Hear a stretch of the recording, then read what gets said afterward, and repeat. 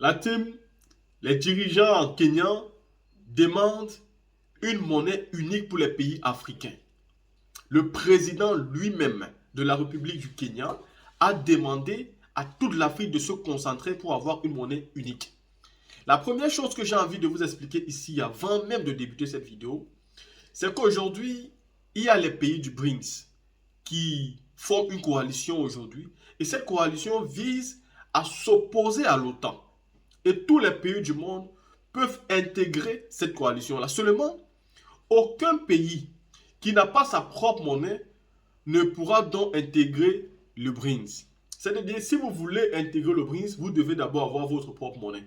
Mais voici que les Africains n'ont même pas leur monnaie. Et pourtant, aujourd'hui, ils ont l'autorisation d'intégrer un grand mouvement qui est l'équivalent de l'OTAN, qui est l'équivalent de l'Union européenne. Et c'est-à-dire dans ce mouvement-là, vous pourrez avoir dans le soutien des grandes nations. Et ce soutien ne sera pas tout simplement militaire, mais ça sera aussi intellectuel. Et donc, on pourra regarder vers un avenir radieux. Mais aujourd'hui, nous, nos pays qui sont dans la zone franc, qu'est-ce qu'ils vont faire, vu qu'ils n'ont pas leur propre monnaie? Parce que oui, les Africains peuvent se mettre tous ensemble et fabriquer une monnaie unique qui sera donc comme leur monnaie. Et en ce moment-là, ils pourront intégrer les BRICS. Mais maintenant, nous qui avons le franc CFA, nous, les gens de l'Afrique francophone, et qui utilisons le franc CFA, la monnaie laissée par la colonisation française, et que nous continuons à utiliser aujourd'hui, vous voyez comment ça va nous empêcher d'entrer dans le BRICS? L'Afrique du Sud y est, et tous les autres pays peuvent entrer, ils peuvent intégrer cette organisation-là. Mais nous, qu'est-ce que nous allons en faire? Aujourd'hui, le président du Kenya lance donc un projet qui sera posé sur la table de tous les présidents africains, et nous allons voir comment ils vont réagir face à cela. Pour ma part, je souhaite réellement que tous les pays africains puissent avoir leur propre monnaie.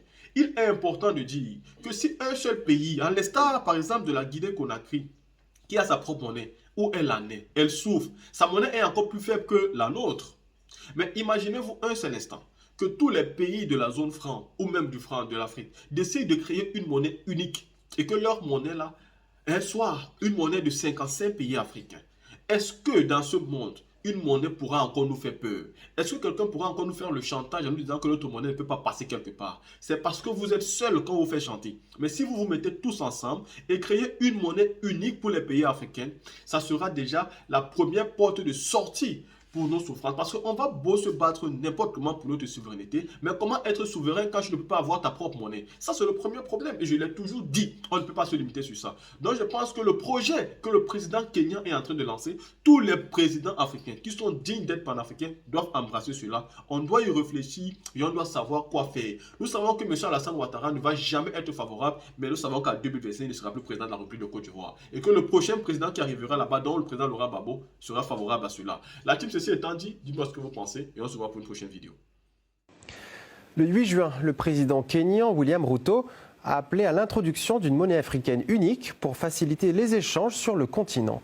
Cette déclaration a été faite lors du 22e sommet des chefs d'État et de gouvernement du marché commun de l'Afrique orientale et australe en Zambie. Le peuple ne peut pas commercer sans se soucier de la devise à utiliser. Ceci, parmi d'autres barrières non tarifaires, est quelque chose que nous devons aborder de toute urgence afin que nos peuples puissent commencer à commercer ensemble et à s'intégrer. Pour continuer d'évoquer ce sujet, nous recevons en direct Patrick Mboyo Bakambo, sociologue et chercheur en droit public à l'université Paris-Saclay. Monsieur Mboyo Bakambo, bonsoir. Alors, un marché africain étendu à la plus grande partie du continent est un projet ambitieux. Un tel projet est-il faisable? Et si oui, à quel stade en est-il actuellement? Bonsoir. Un tel sujet ou un tel projet, c'est faisable au niveau de l'Afrique. Mais simplement, il faut savoir quels sont les moyens que nous mettons derrière et surtout quels sont les objectifs. Pour commercer aujourd'hui, les États africains n'ont pas besoin forcément d'avoir une monnaie unique. Ce qui est d'abord intéressant, c'est de pouvoir aller au bout du processus de l'union douanière qui a été mise en place au sein de ce que l'on appelle le COMESA, le marché commun de l'Afrique et de l'Est et de l'Afrique australe. C'est un marché qui part quand même de l'Égypte jusqu'en Afrique du Sud. Donc ce marché est tout à fait immense et ça concerne la partie la plus prospère de l'Afrique.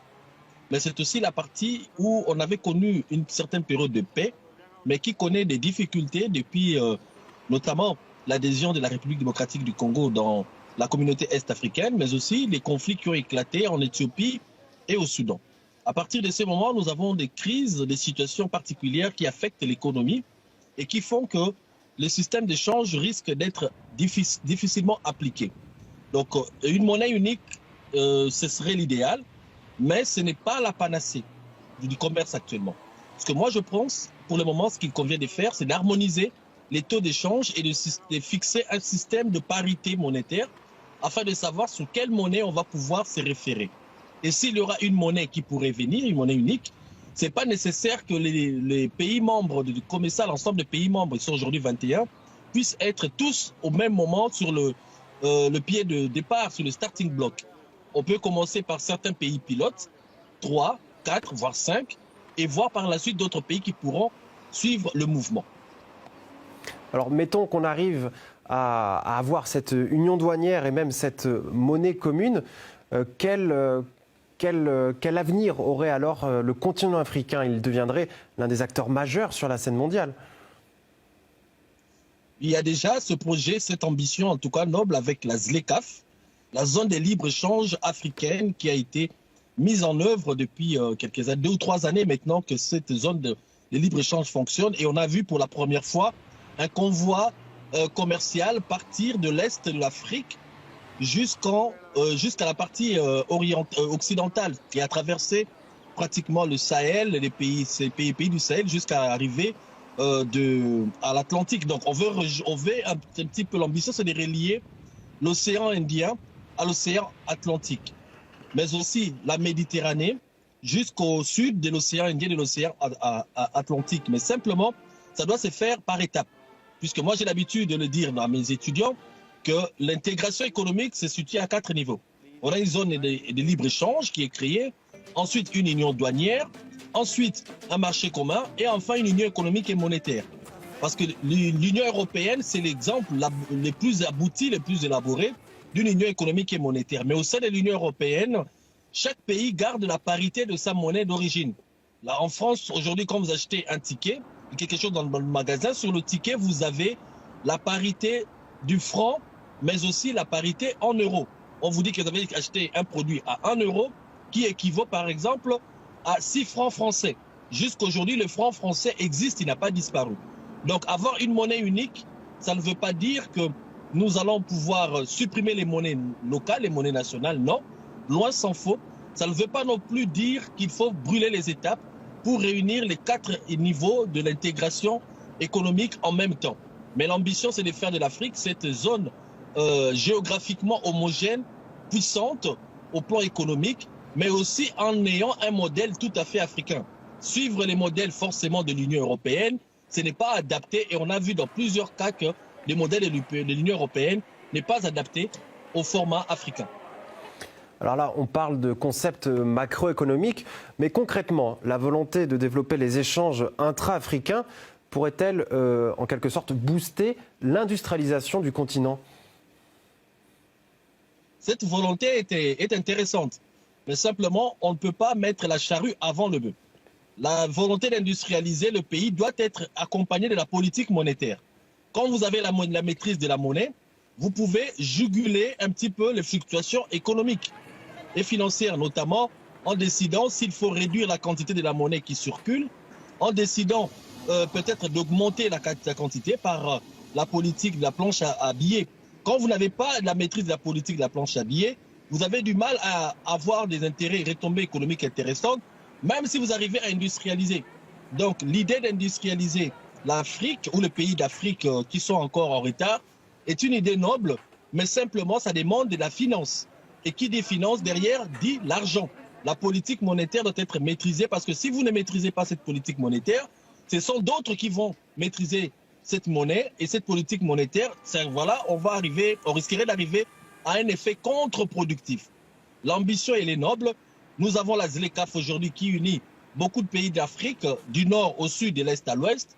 La COMESA aussi intéresse certains pays, 21 États de l'Afrique de l'Est et de l'Afrique australe, avec une union douanière qui est encore en train d'être construite.